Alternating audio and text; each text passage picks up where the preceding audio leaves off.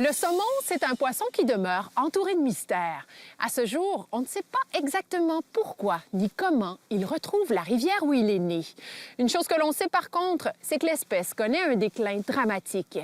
Et une nouvelle étude permet de mieux comprendre à quel moment de leur grande migration les saumons de l'Atlantique sont les plus vulnérables.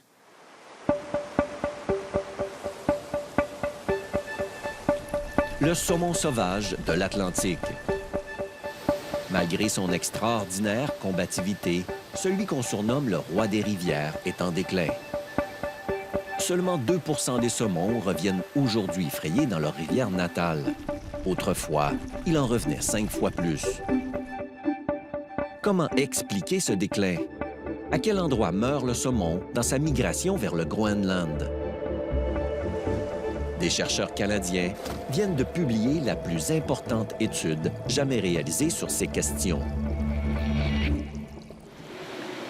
Tout a commencé en 2003 sur les berges de la rivière Cascapédia en Gaspésie. Des chercheurs de la Fédération du saumon atlantique capturent des saumoneaux en route vers le Groenland. Ils les munissent d'émetteurs afin de révéler leur passage à des endroits clés de leur migration. Les chercheurs ont aussi capturé des saumoneaux sur les rivières Restigouche, de même que sur la Miramichi au Nouveau-Brunswick. En tout, 2800 saumoneaux sont munis d'émetteurs.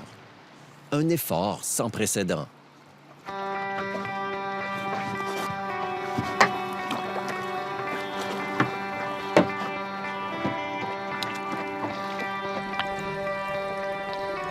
Pour enregistrer les passages des saumoneaux, on installe également des récepteurs acoustiques aux sorties des rivières et dans le golfe du Saint-Laurent. Et aussi invraisemblable que cela puisse paraître, les chercheurs ont tendu des récepteurs entre les deux rives du détroit de Belle-Île, au nord de Terre-Neuve, et dans le détroit de Cabot, au sud.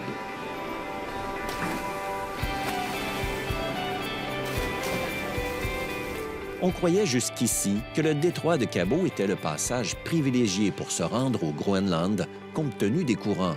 Mais plus maintenant. Les poissons passent vers le nord. Il y a eu très peu de détections, je dirais peut-être 2 détections d'émetteurs qui étaient dans des saumoneaux qui ont été détectés au détroit de Cabot. Mais tous les restants, puis ici on parle de centaines de poissons, sont passés par le détroit de Belle-Île. Donc je pense que c'est quand même particulier que les poissons se dirigent vers le nord lorsqu'ils quittent nos rivières.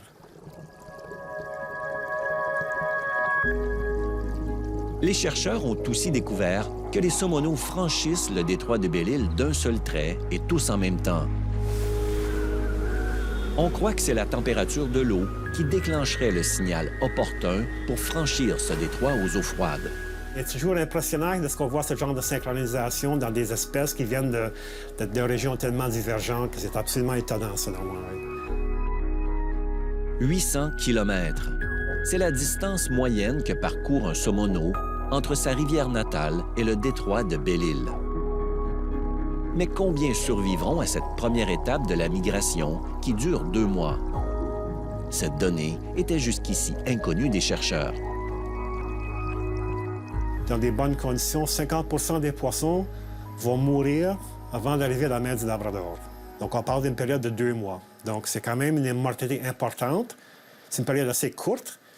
Et après ça, durant les prochaines 1 an et demi, 2 ans, sur les populations, on en perd un autre 45 % de mortalité. Donc, je pense que la partie la plus importante en termes de mortalité, c'est sans doute les 2 premiers mois, lorsqu'ils sont près des côtes et lorsqu'ils sont juste au large de leur rivière. À ces endroits, l'adaptation du saumoneau à l'eau salée, de même que la présence de nombreux prédateurs, explique ces mortalités. Mais en comparant les taux de survie des saumoneaux entre les rivières d'origine, les chercheurs ont fait une découverte importante. Il meurt beaucoup plus de saumoneaux dans les rivières de la Miramichi que dans les rivières Cascapédia et Restigouche. Comment expliquer cette différence? Les chercheurs ne peuvent plus ignorer la présence du bar rayé. Il s'avère que les bars rayés se retrouvent dans la Miramichi au printemps pour frayer. C'est leur site de frai. Et la période de frai correspond à la période de dévalaison des saumoneaux. Dans la baie des Chaleurs, le bar rayé n'est pas là au même moment. Donc, une des raisons, une des choses, je crois, qui mérite un peu plus d'une étude plus approfondie, c'est quoi le rôle de la présence de bas rayés et de prédation sur les saumonaux qui pourrait expliquer cette différence entre les deux billes. Les chercheurs rappellent toutefois que le bar rayé n'est qu'un des nombreux prédateurs qui guettent les saumonaux dans la première partie de leur voyage. Phoques gris, fous de bassin et d'autres grands poissons sont aussi des prédateurs voraces qui expliquent les fortes mortalités de saumonaux. La mer du Labrador. Une fois dans ses eaux, d'autres périls attendent les saumons. Plusieurs mourront en chemin. Si on sait encore peu de choses sur les causes de ces mortalités, on sait cependant que le saumon n'échappe pas au bouleversement rapide du climat que connaît l'Arctique. Les chercheurs avancent que la fonte des glaces pourrait diminuer la qualité des proies du saumon comme le capelin. Ce facteur contribuerait également à diminuer les retours en rivière. Dans les années 80, lorsqu'on regardait la qualité d'énergie qu'il y avait dans le capelin, c'était beaucoup plus élevé que ce qu'on trouve maintenant. Le capelin est un peu plus maigre, a beaucoup moins de calories par gramme de capelin que ce qu'on trouvait il y a 20 ans. Donc, quand un poisson mange un capelin, il y a peut-être moins d'énergie qui lui revient que l'énergie qu'ils avaient il y a 20 ans. Donc, on voit toujours que même si la proie est disponible, c'est pas toujours la même qualité de proie. En tout, les travaux des chercheurs canadiens auront duré 14 ans. Si cette étude ne lève qu'une partie du voile sur la migration du saumon, elle apporte en revanche des connaissances inestimables sur cette espèce. Elle nous rappelle du même coup que les longues migrations animales se font toujours au prix de nombreux périls.